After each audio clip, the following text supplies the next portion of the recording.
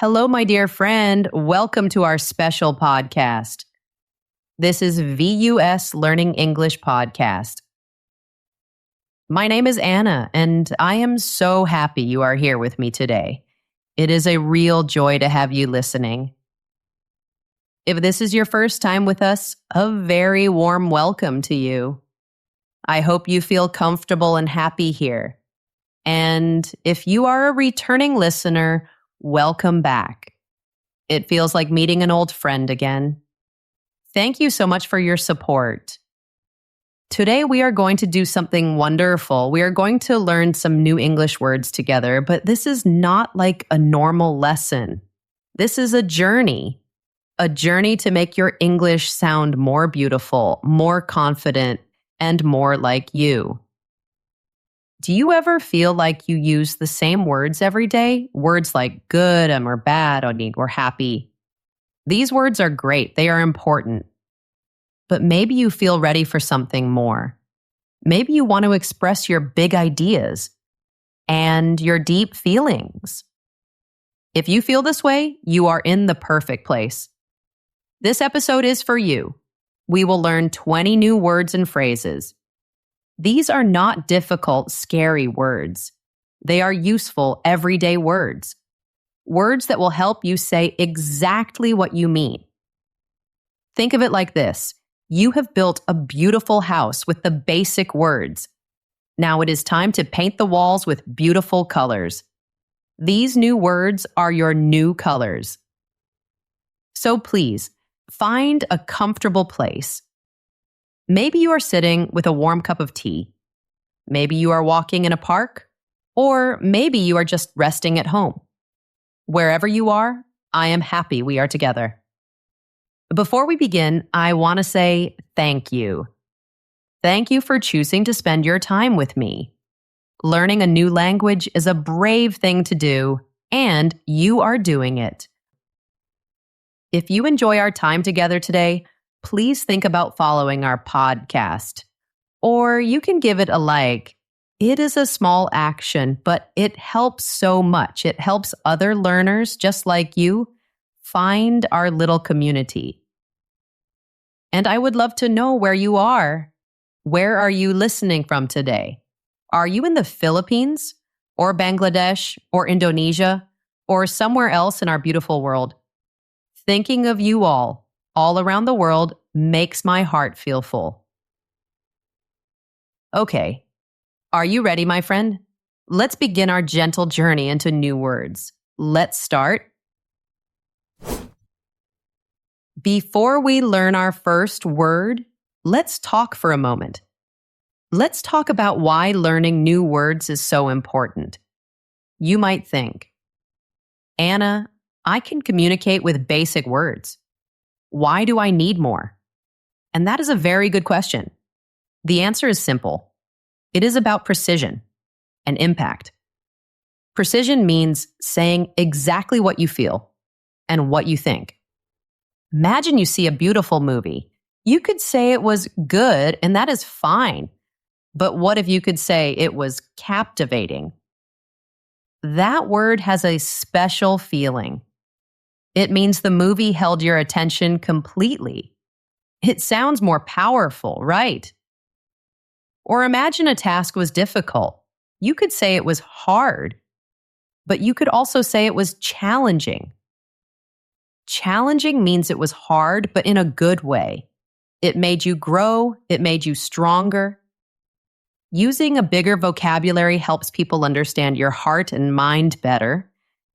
It makes your words more interesting, more colorful, more you. Also, when you use a wider range of words, it shows something special. It shows you care about the English language. It shows you have spent time learning and growing. This can make a very good impression at work, at school, with new friends. It is not about showing off. It is not about being better than anyone else. No, not at all. It is about having the right tool for the right moment. Think about a chef who cooks delicious food. Does a chef use only one knife? No. A chef has many different knives. A small knife for small vegetables. A big knife for bread. Each knife has a special job. As an English speaker, your words are your tools. Having more words is like having more tools. You can build more beautiful things with your language. So every new word you learn is an investment. It is an investment in you, in your future, in your dreams. So let's get our new tools. Let's start learning. Section 1. Actions and getting things done. Okay, let's begin with our first group of words. This group is all about action, about doing things, about getting things done. These words will add energy to your sentences. They are dynamic and strong. Our very first phrase is the perfect one to start with. The phrase is step aside. Let's say it together very slowly. Ready? Step aside. Step aside. This is a phrasal verb. That just means it is a verb with a little friend word. Here, step is the verb, and aside is its friend. Together, they make a new meaning. Literally, a step aside means to move your body. You move to the side to make space for someone. Imagine you are in a busy hallway at a train station. It is very crowded. Someone behind you wants to pass. They might say, "Excuse me, could you please step aside?" What would you do? You would move to the wall. You would make a little path for them to walk past. This is a very common and polite thing to do. You are stepping aside. But this phrase also has another meaning, a deeper, more powerful meaning. It can mean leaving a job or a position so that another person can take your place. Let me tell you a little story. There was a man named Mr. Haruto. He was the CEO of a big company for 30 years. He worked very hard. He loved his company, but he was getting older. He felt it was time for new ideas, for new energy. So he decided it was time to step aside. He let a younger leader take his position. He did not literally move his body to the side in the office. He left his job, his important role. He stepped aside to create an opportunity for someone new. It was a very wise and graceful decision. Let's look at a few more examples. Imagine you are in the supermarket with a big cart. You see a family with a small child trying to get something from a shelf. You could say to your friend, "Let's step aside for a moment to let that family go by." This is the literal meaning, moving your body. Now for the other meaning. You might read a news headline. It could say, "The team captain chose to step aside after the losing season." This means the captain is quitting their role as captain. They are making space for a new captain. We can even use it for ideas. Old theories have to step aside when new evidence is discovered. This means new ideas are replacing the old ones. Now it's important to know, step aside is not the same as walk away. Walking away can feel a little negative. It can mean you are frustrated or angry. You leave a situation because you give up. But stepping aside is a choice. It is a purposeful action. You do it to create a space, an opportunity for something or someone else to come forward. It is a very thoughtful phrase. Are you ready for our next one? I think you will find this one very useful. Our next phrase is wipe down. Listen to how it sounds. Wipe. Down. Wipe down. This is another phrasal verb, and it is something we do every single day. To wipe down, something means to clean a surface. You usually use a cloth. You wipe the whole surface to make it clean. Imagine you just finished cooking a delicious dinner. The kitchen counter has a little flour on it, a little bit of sauce. You take a wet cloth and you clean the whole counter. You are wiping down the kitchen counter. The little word down here is interesting. It adds a feeling of completeness, like you are cleaning the whole surface from top to bottom. You can just say wipe. For example, if your hands are a little dirty, you wipe them on a towel. But when you are cleaning a whole table or a whole counter, saying wipe down sounds more natural. It sounds more specific. Let's see it in some daily situations. Before we start baking cookies, I'm going to wipe down all the kitchen surfaces. This means cleaning all the counters. At the end of the day, the gym staff has to wipe down all the equipment. They clean all the machines for the next day. Imagine your child was painting a picture at the table. There is a little paint on the table. You can say, "Okay, sweetie, it's time to wipe down the table." Now, a small point that can be confusing. What is the difference between wipe down and wipe off? This is a great question. You wipe down a surface. The surface is the table or the counter. You wipe off the mess that is on the surface. The mess is the crumbs or the spilled juice. So you can say, "First, I will wipe off the breadcrumbs. Then I will wipe down the whole table." See the difference? You wipe the mess off of the surface, and you wipe the surface down. It's a small detail, but it will make you sound very natural. Wipe down. You are doing a great job. Let's continue. Our next word is a fantastic verb. It is very descriptive. The word is wring. Be very careful with this one. It is pronounced just like the word ring, like a ring on your finger. Let's say it. Ring, ring, perfect. To wring, something means to twist it and to squeeze it very hard. You do this to get liquid out of it. The most common example is wringing out a wet cloth. Imagine you washed a towel by hand. It is full of water. It is soaking wet. What do? You hold it with both hands. You twist it very, very tightly. Water comes pouring out.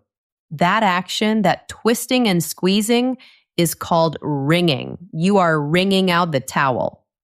This word creates a very strong picture in your mind. You can almost feel the pressure.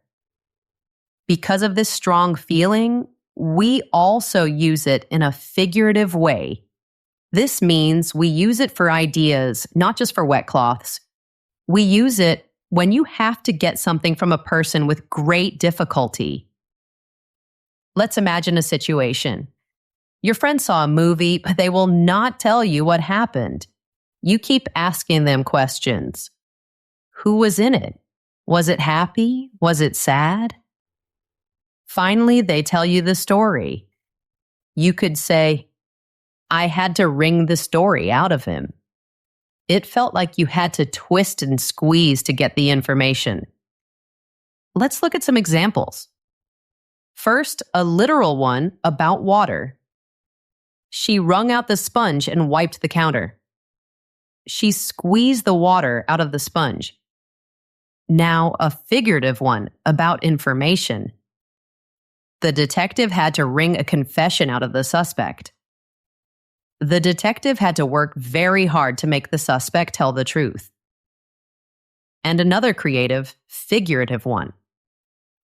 I felt like that sad movie was trying to wring every last tear out of me. Like it felt like the movie was squeezing your heart to make you cry. So, wring is not just about drying something. You hang your clothes on a line to dry. Wringing is that very specific, very forceful twisting motion to get water out. It's a powerful word, isn't it? Wring. We have one more word in this first section. Are you ready? The word is swerve. Listen to the sound. Swerve. It has a quick, sharp sound. To swerve means to change your direction very suddenly. You usually do this to avoid hitting something. This word is used most often when we talk about driving a car or riding a bicycle. Imagine you are driving down a quiet country road. Suddenly, a beautiful deer runs out from the trees. It is right in front of your car. You must act fast. You turn the steering wheel very quickly to the left or right. That sudden, sharp turn is a swerve. You swerve to avoid the deer. It is a reaction to danger. Swerve is a much stronger and more specific word than turn. A turn can be slow. A turn can be planned. You see a sign that says your friend's street is next. You slow down and you turn onto their street. But a swerve is almost never planned. It is a quick, reactive movement. Let me tell you a small story about my friend Maria. Maria was riding her new bicycle yesterday. She was in the bike lane. A person was walking and looking at their phone. They were not paying attention. They stepped right into the bike lane in front of Maria. Maria had to swerve to miss the pedestrian. She moved her bicycle suddenly to the side. It was a close call, but everyone was safe. She had to swerve. Here are some more examples. The driver had to swerve to avoid a massive pothole in the road. A pothole is a big hole in the road surface. A cyclist swerved to miss a pedestrian who stepped out in front of him. This is just like Maria's story. And remember, we can also use this word figuratively. Just like Wring. We can use it for conversations. The discussion was lighthearted, but then it swerved into a serious debate about politics. This means the conversation topic changed very suddenly and unexpectedly. So, a swerve is not a gentle curve. A road can have a gentle curve through the mountains, but a car swerves on that road to avoid a rock. A swerve is always a quick, reactive movement to avoid a problem. Swerve. Wonderful. You have just learned 4 excellent words and phrases about action. Step aside, wipe down, ring, and swerve. You are doing an amazing job. Section 2. Thinking and planning verbs. Okay, my friend, we just talked about physical actions. Now let's switch gears. Let's move from the body to the mind. These next words are all about thinking and checking and planning. Using them will make you sound more careful, more precise, and more professional. Our first word in this section is very important. The word is inspect. Let's say it together. Inspect. Inspect. To inspect something means to look at it very, very carefully. You are looking for problems or faults, or you are checking its quality. It is a very formal and thorough kind of looking. You don't just glance at it. You examine it in great detail. Think of a mechanic. A good mechanic will inspect a car's engine before a long trip.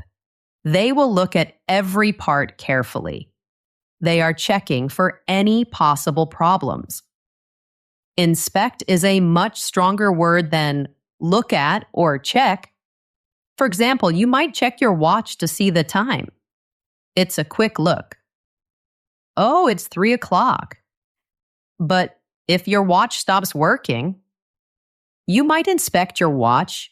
You will look at it very closely. You will look at the hands, the battery, the strap. You are trying to find the reason why it stopped. You are looking for a problem. That is an inspection. Let me tell you a story about my friends, David and Sarah. They wanted to buy a new house. They found a house they loved. It was old and beautiful. But before they bought it, they were smart. They hired a professional person. This person came to the house to inspect the foundation. The foundation is the very bottom part of the house in the ground. The inspector looked for cracks. He checked for any signs of damage. He inspected it for hours. His job was to find any hidden problems. This inspection helped David and Sarah make a good decision. Let's look at some other examples. Health officials regularly inspect restaurant kitchens to make sure they're clean. They look very carefully to make sure the food is safe. The factory manager will inspect the production line every morning. The manager checks the machines carefully to make sure everything is working correctly. You would not say you inspect the TV guide to see what's on. You would check the TV guide. Inspect has a feeling of a formal process. You're looking for something specific, like a problem or a flaw or a crack. Inspect. It's a very good word. Our next word is wonderful for clear communication. The word is specify. Let's pronounce it together. Specify. Specify. Lovely. To specify means to state something very clearly and very precisely. When you specify something, you leave no room for doubt. It is the opposite of being vague or general. Imagine you're having a party. You ask your friend, "Could you please bring some food?" This is very general. Your friend might bring chips or a cake or a salad. You don't know what you will get. But if you want to be clear, you can specify. You could say, "Could you please bring a large pepperoni pizza?" Now your friend knows exactly what you want. There is no confusion. You have specified the food you want. This word is so important whenever details matter. When you give instructions, when you make plans with friends, or when you sign a contract for a job. Let's look at some examples to make it even clearer. The contract specifies that the project must be finished by December 31st. It is written very clearly.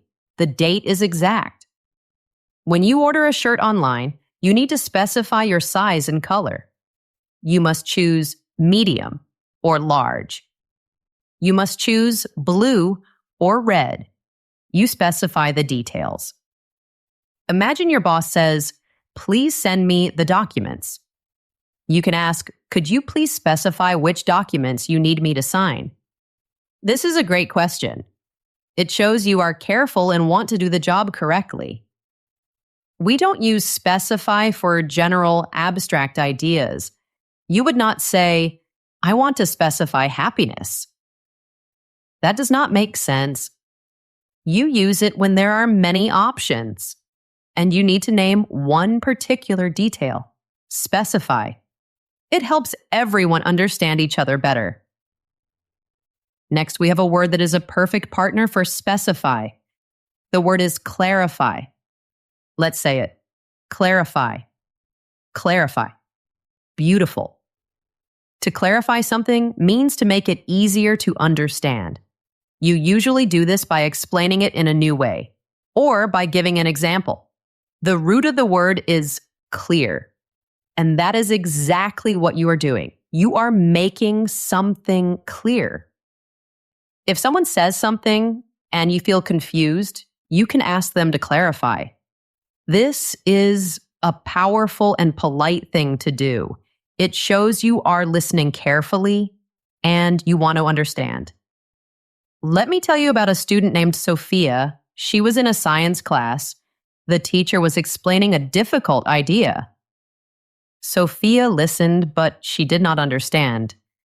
She was a little nervous to ask a question, but she was brave. She raised her hand and said, "I'm sorry, I don't understand. Could you please clarify that last point?" The teacher smiled. The teacher was happy that Sophia asked.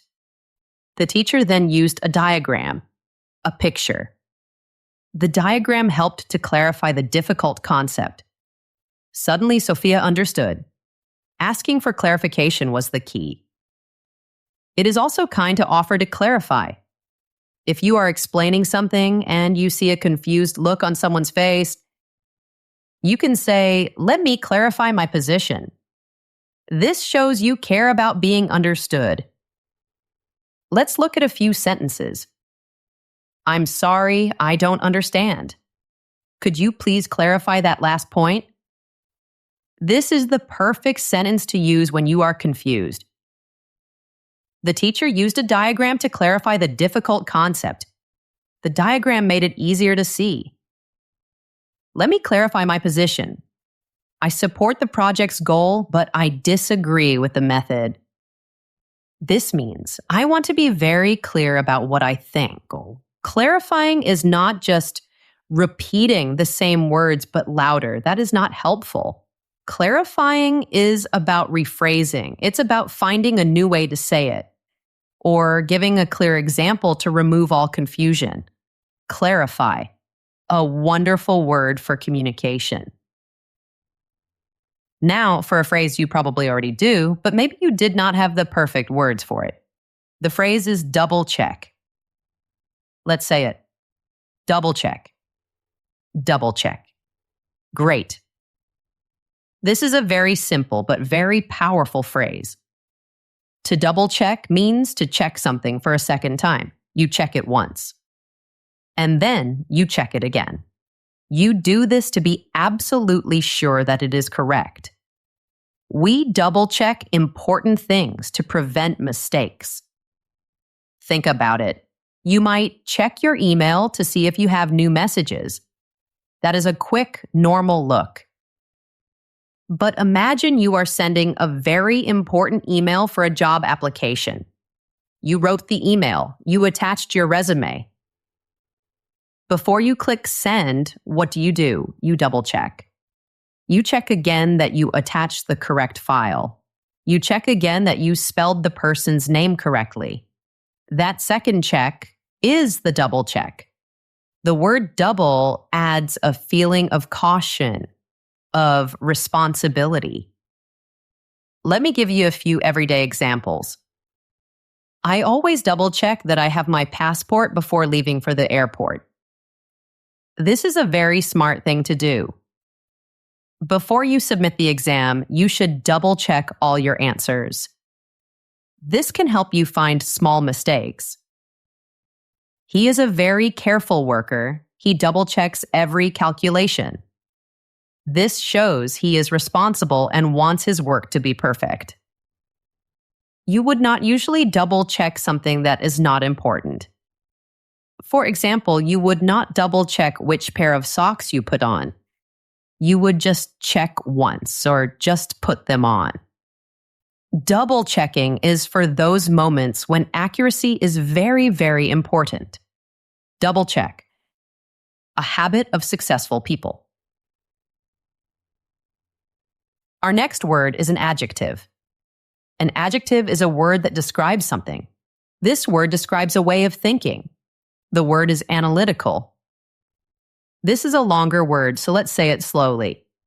Analytical. Analytical, wonderful. If a person is analytical, it means they are very good at using logic.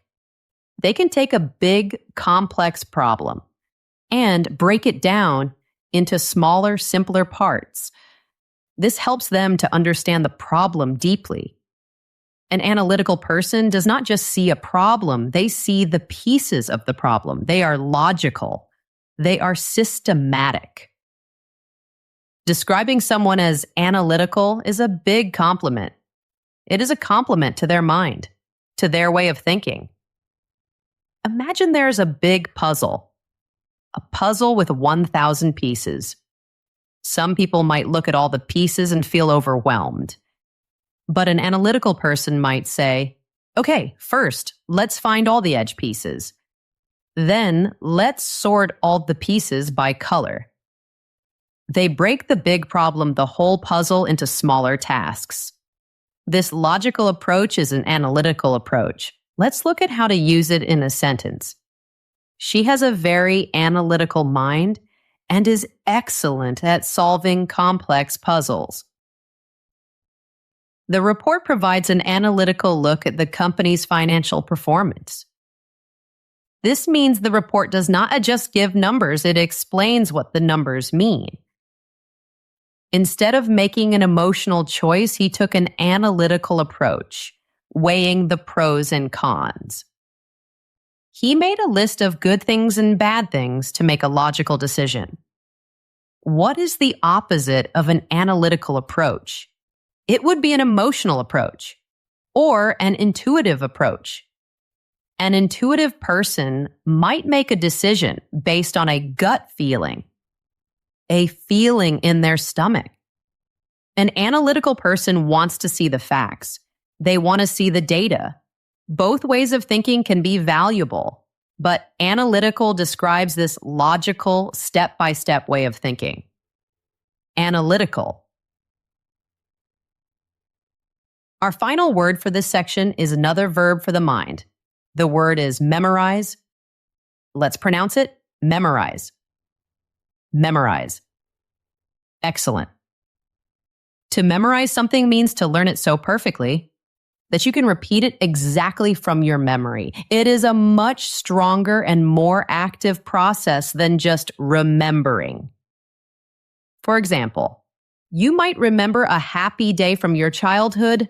The memory just comes to you. It's passive, but you don't memorize a happy day.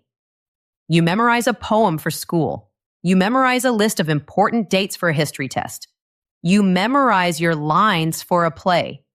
Memorizing involves effort. It involves practice. You read it again and again and again.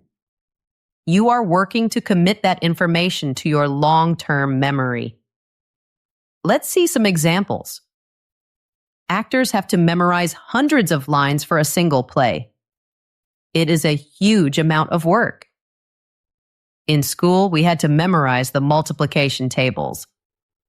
Do you remember doing that? 2 times 2 is 4. 2 times 3 is 6. He tried to memorize the phone number instead of writing it down. This can be risky. It's better to write it down and double check. So the difference between memorize and remember is very important. Remembering can be passive. It can happen by accident.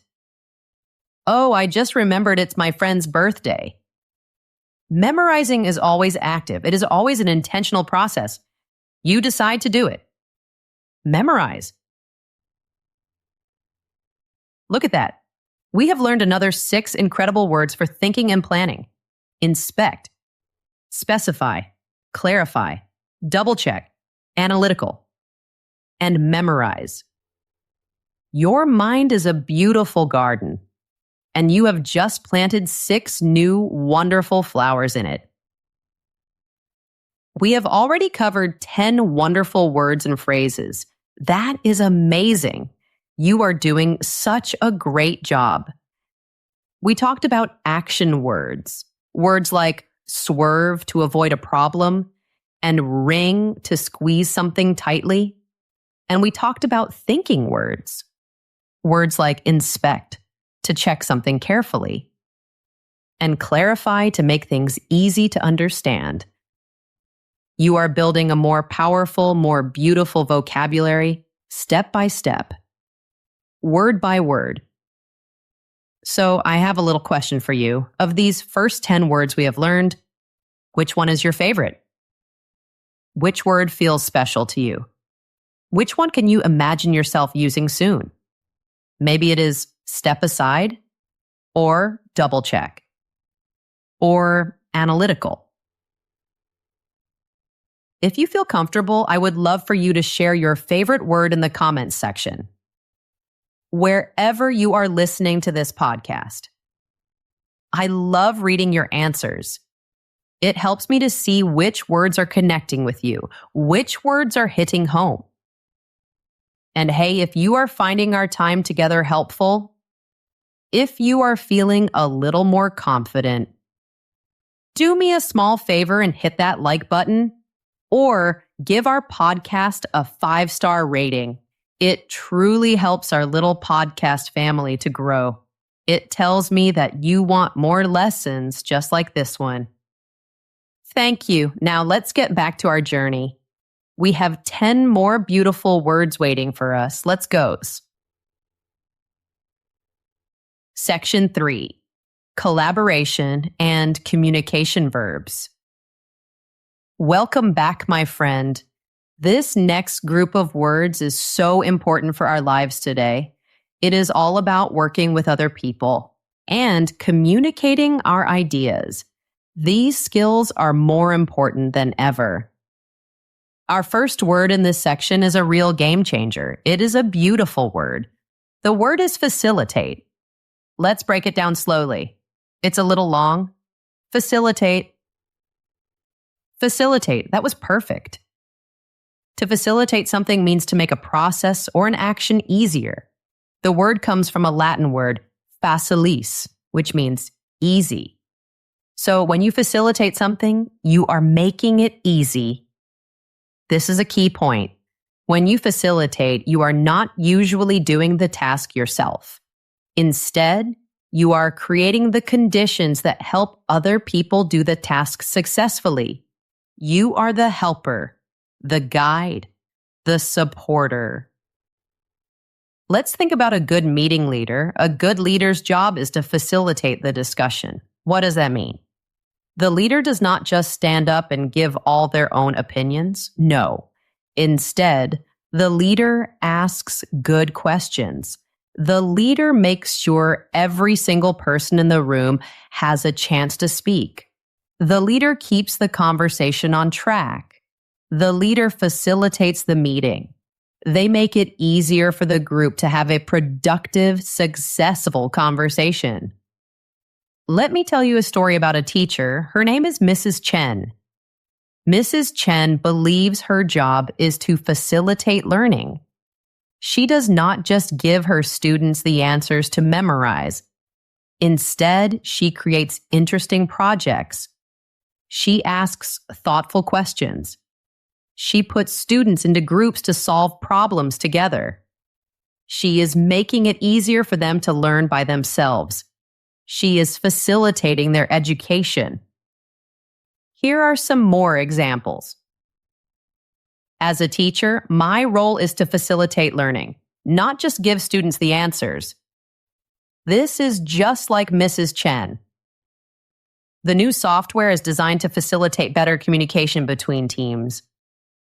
The software makes it easier for team members to talk to each other. The government hoped the tax cuts would facilitate economic growth. They hoped making taxes lower would make it easier for the economy to grow. Now, it is important to know that facilitate is not exactly the same as help. They are similar, but there is a difference. If you help your friend move a heavy sofa, you are physically lifting it. You are doing the work with them. But if you facilitate your friend's move, you might have called the moving truck company for them. You might have organized all the boxes. You might have made a schedule for the day. You made the whole process easier for your friend without lifting the sofa yourself.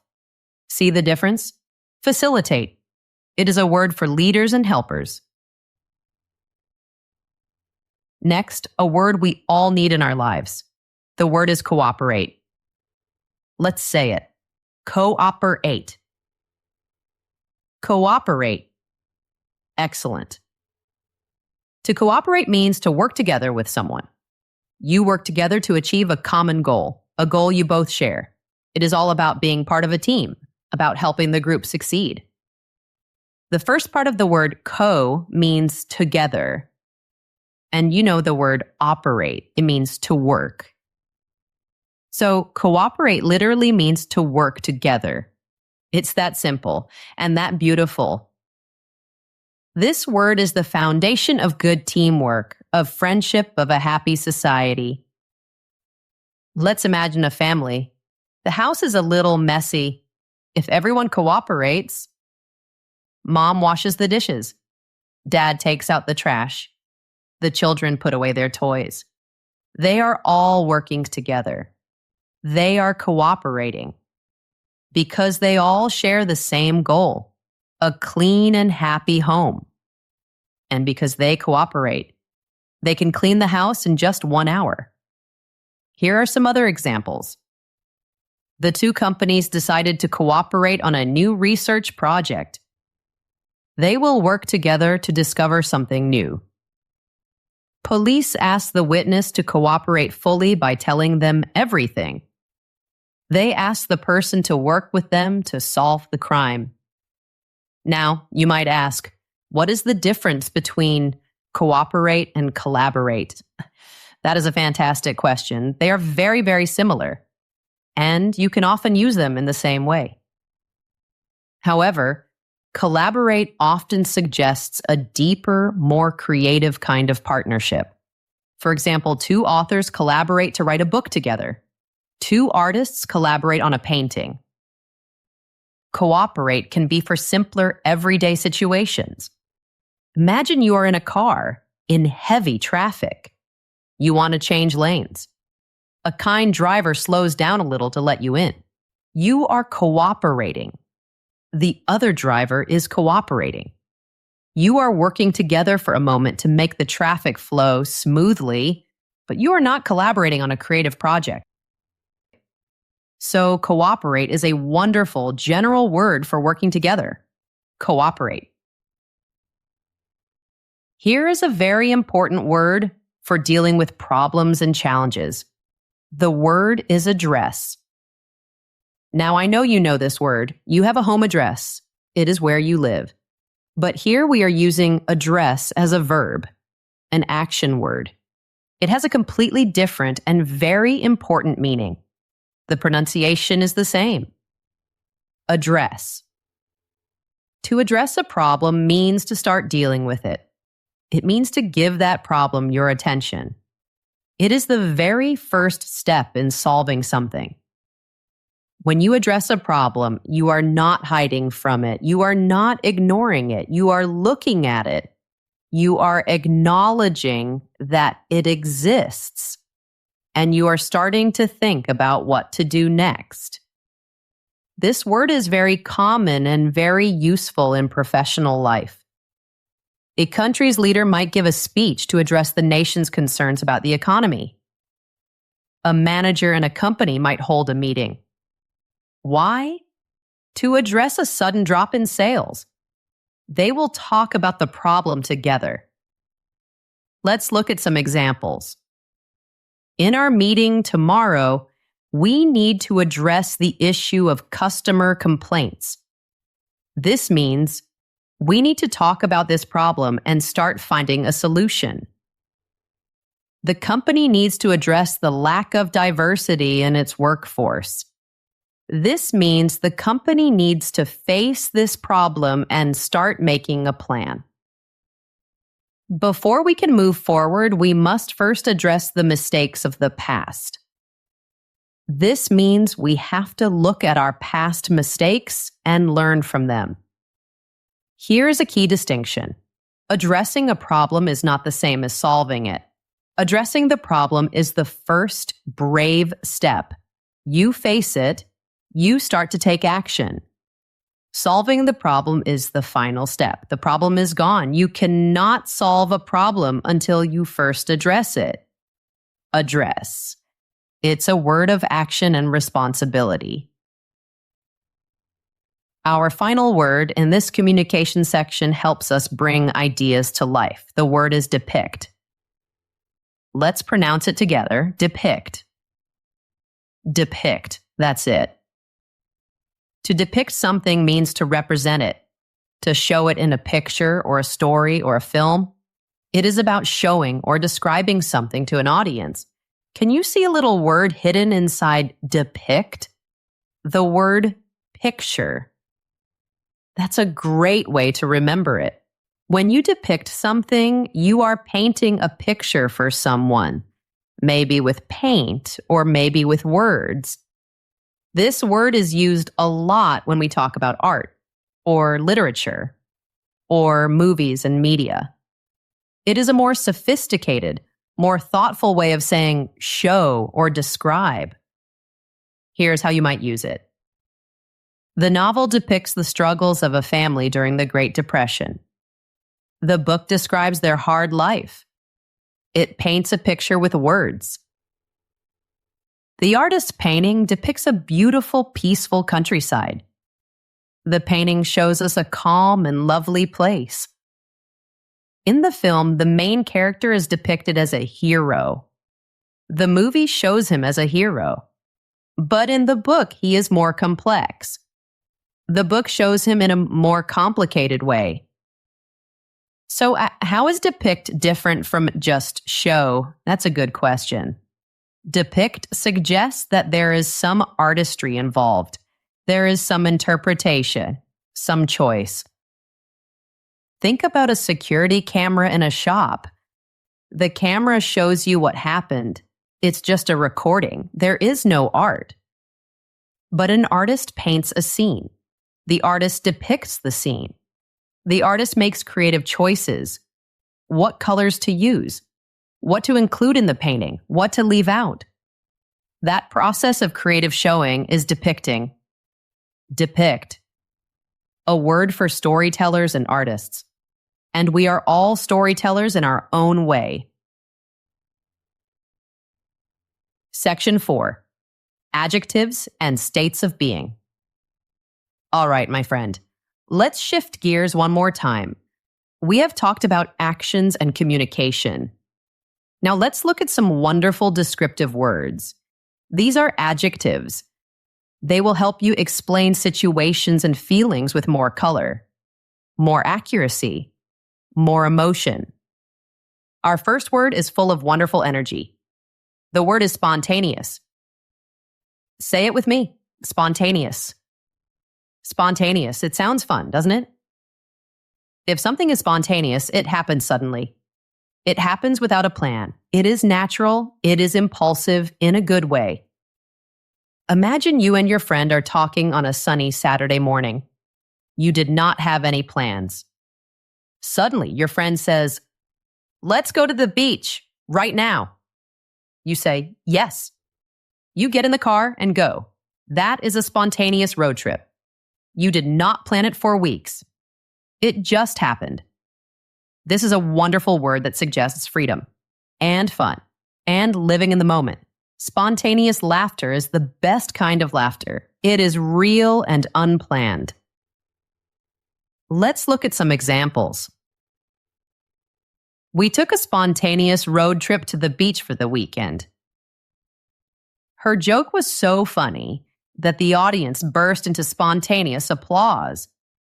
Nobody told them to clap. They just did it because they loved the joke.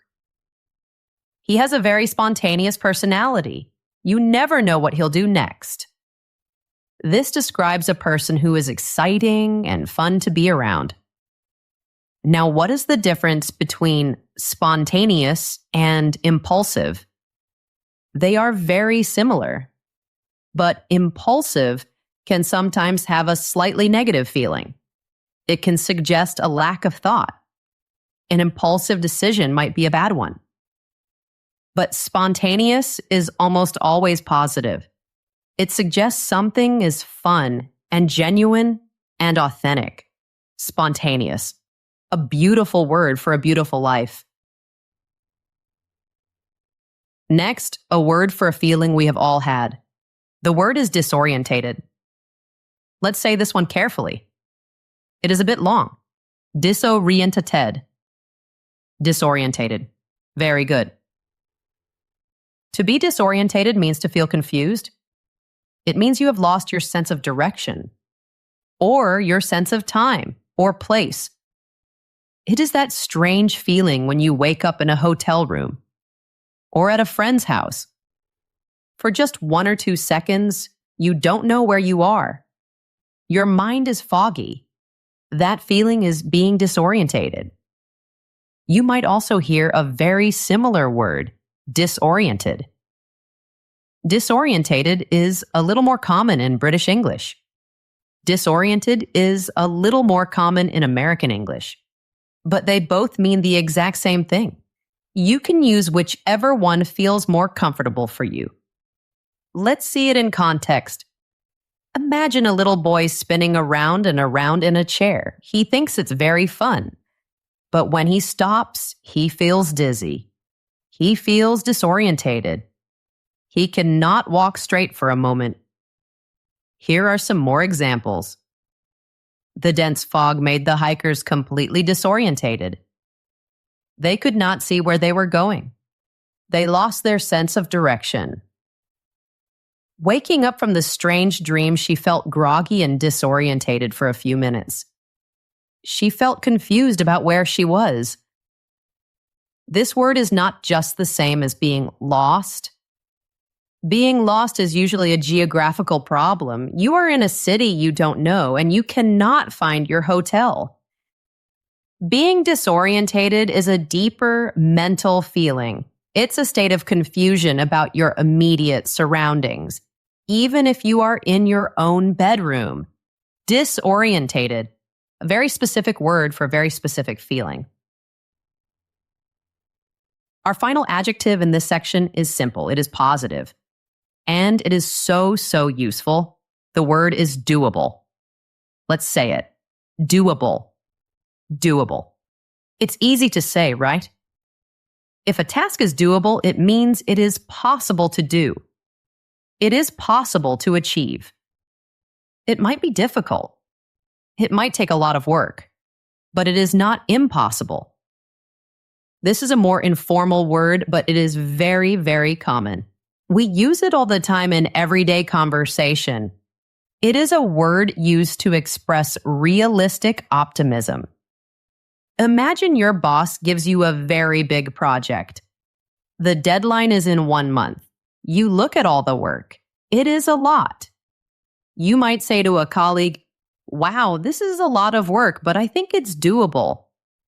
This means it's hard, but we can do it. It is a very encouraging word. Here are some more examples. Running a marathon is a huge challenge, but with 6 months of training, it's definitely doable. It is possible if you prepare. My friend bought some furniture that he had to build himself.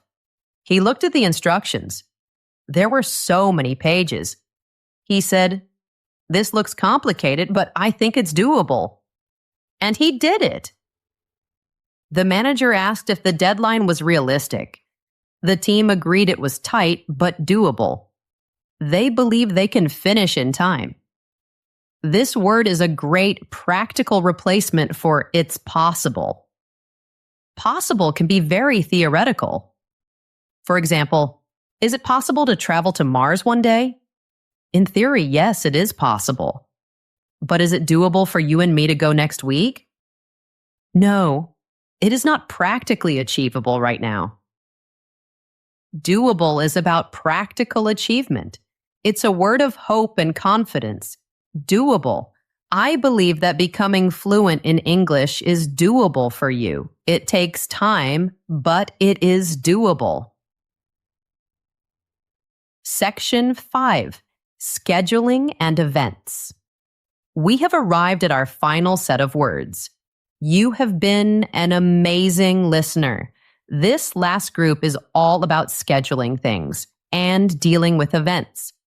Let's start with a very versatile and interesting word. The word is slate. You might know slate as a type of dark gray rock. People used to use it to write on in schools long ago, but here we are using slate as a verb, and it means something completely different. To slate something means to schedule it or to plan for it to happen at a particular time. This is a very common word in business and in the entertainment industry. It sounds a little more official and definite than just saying plan. Let's look at some examples. The new movie is slated to be released in December. This means the movie company has scheduled its release for December. The next company meeting is slated for Tuesday morning. This means it is officially on the schedule for Tuesday. He is slated to become the next CEO. This means it is the official plan for him to become the next leader. It's like you are writing the event onto the official schedule, onto a piece of slate. Now, a little side note. In British English, to slate, a person can also mean to criticize them very harshly. But the scheduling meaning is understood everywhere in the world. And that is the main meaning we are focusing on today, slate, to schedule something officially. Next, we have an essential phrasal verb. You will need this one when plans change. The phrase is call off. Say it with me. Call off. Call off. Great. To call off something means to cancel a planned event. A meeting that was slated for Tuesday, a party you were planning, a wedding. If the event is not going to happen anymore, you call it off. Here is how we use it. They had to call off the baseball game because of the heavy rain. The rain made it impossible to play, so they canceled it. She decided to call off the wedding just a week before. This is a very sad and difficult decision. Due to technical issues, the company called off the product launch.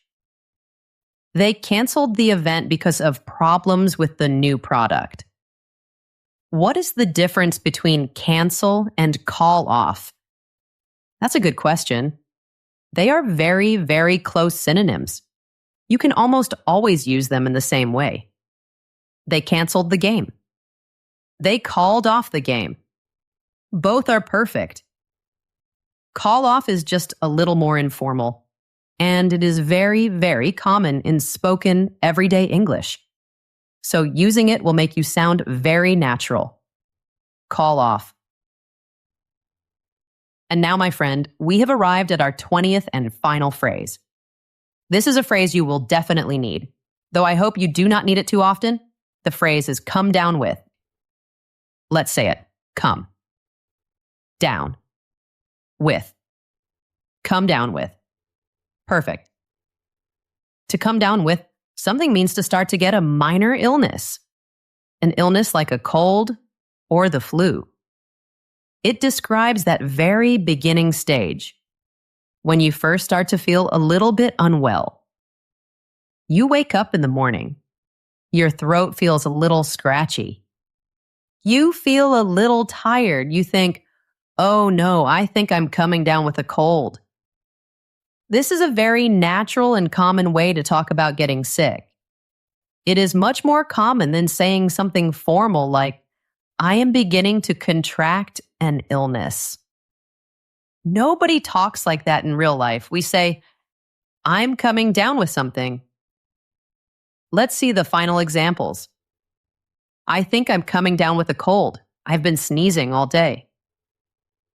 My son woke up with a fever. He must be coming down with something. The something means an unnamed illness, probably a cold or flu. After getting caught in the rain yesterday, I was worried I would come down with the flu. This phrase is almost always used for common minor illnesses. You would not say, he is coming down with a broken leg. That does not make sense. A broken leg is an injury. It happens instantly. You come down with an illness that develops over a few hours or a day. It is the perfect expression for that first feeling. That first scratch in your throat that tells you, you are probably going to be sick tomorrow. Come down with. And there you have it. 20 powerful, practical, and beautiful English words and phrases.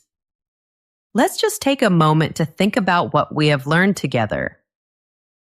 We learned how to facilitate a process, which means making it easier for other people to succeed. We learned how to address a problem, which is that brave and crucial first step toward a solution. We learned the wonderful word spontaneous. To describe those fun, happy, unplanned moments in life, we learn to double check our work for those times when accuracy really, really matters. And we learned how to sound completely natural when we start to feel sick. By saying we are coming down with something, you have just armed yourself with a fantastic new set of vocabulary tools. A whole new set of colors to paint with. Fantastic work today. You made it through the entire lesson. That shows such great commitment. You just invested in yourself. You invested in your English journey, and you took a huge, huge step towards sounding more fluent and feeling more confident. But as you know, learning new words is only half the battle. The first half is learning. The second and most important half is using. We must use our new words to make them truly ours. So here's your gentle challenge for this week. Choose just one of the 20 words we learned today, the one that was your favorite, and try to use it in a sentence. You can write it down in a journal. You can say it to a friend. Or if you feel comfortable, you can share your sentence in the comments section below. This is the absolute best way to move a word from your passive knowledge into your active, everyday vocabulary. I promise I will read every single comment you write. Learning a language is a long journey. It is not a race. It is a slow, beautiful walk. Be patient with yourself. Be kind to yourself. You are doing enough. You are enough. Keep going one step at a time. If you learned at least one new thing today, and if you found our time together valuable, please consider hitting that like button and subscribing or following for more lessons just like this one. Your support means the world to me. It helps me to create more content to help you on your wonderful English journey. Thank you. Thank you so much for your time today. And thank you for your commitment to your own growth. It is an honor to be a small part of it. Keep practicing, stay curious, and never forget how far you have already come. See you next time, my friend. Goodbye for now.